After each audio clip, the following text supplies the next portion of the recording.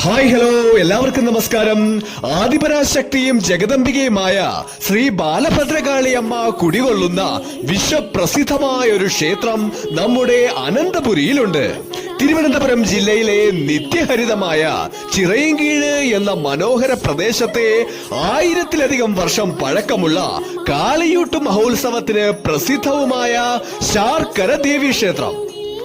വില്യമംഗലം സ്വാമിയാരാണ് മഹത്തായ ഈ ക്ഷേത്രം ഇവിടെ നിർമ്മിക്കുന്നത്.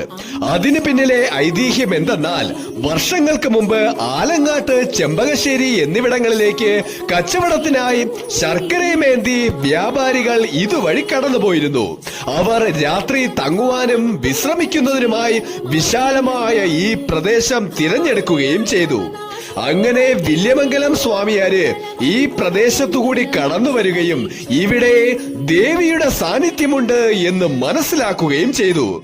ഈശ്വര സാന്നിധ്യം വേഗം മനസ്സിലാക്കാൻ കഴിയുന്ന വില്യമംഗലം അത് കണ്ടുപിടിക്കുവാനുള്ള ശ്രമവും ആരംഭിച്ചു. അങ്ങനെ വില്യമംഗലത്തെ കണ്ട് അവിടെ കളിത്തട്ടിൽ കളിച്ചുകൊണ്ടിരുന്ന ഒരു കൊച്ചുകുട്ടി അദ്ദേഹത്തിൽ നിന്നും രക്ഷ നേടാൻ അവിടെയുണ്ടായിരുന്ന ശർക്കരക്കുടത്തിൽ കയറി ഒളിക്കുകയും ചെയ്തു.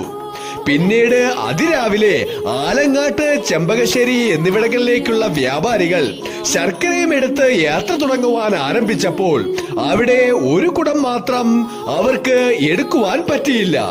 അങ്ങനെ കുറച്ചുപേർ ചേർന്ന് കുടം വലിച്ചെടുക്കുകയും അവിടെ കുടം പൊട്ടി ശർക്കര പുറത്തു പോകുകയും ചെയ്തു.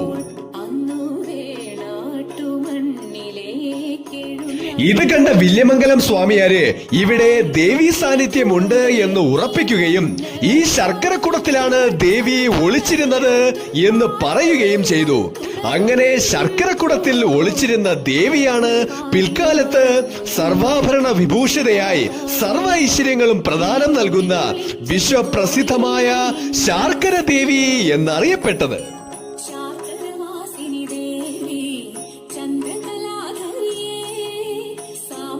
ഈ ക്ഷേത്രത്തിന്റെ ശ്രീകോവിലിന്റെ പുറകുവശത്ത് കുടത്തിൽ ശർക്കരയുള്ളൊരു വിഗ്രഹവും മുൻവശത്ത് ശാർക്കര ദേവിയുടെ ഒരു കണ്ണാടി പ്രതിഷ്ഠയും കാണാൻ സാധിക്കും. ശാർക്കര ദേവി ക്ഷേത്രത്തിലെ പ്രസിദ്ധമായ ഒരു ആചാരമാണ് ഇവിടത്തെ കാളിയൂട്ട് മഹോത്സവം. 1748 തിരുവിതാംകൂർ രാജാവായിരുന്ന അനിഴം തിരുനാൾ മാർത്താണ്ഡവർമ്മയാണ് കാളിയൂട്ടിന് തുടക്കമിട്ടത്. വടക്കൻ മലബാറിൽ നിലനിന്നിരുന്ന ഒരു ആചാരമായിരുന്നു ഇത്. കുംഭമാസത്തിലെ കാളിയൂട്ട് മഹോത്സവം നടത്തുന്നത് ആദ്യ വിളവെടുപ്പ് ദേവിക്ക് സമർപ്പിക്കുക എന്ന ലക്ഷ്യത്തോടെയാണ് 9 ദിവസം നീണ്ടു നിൽക്കുന്ന ഉത്സവം ആരംഭിക്കുന്നത്. ഇതിൽ കാളി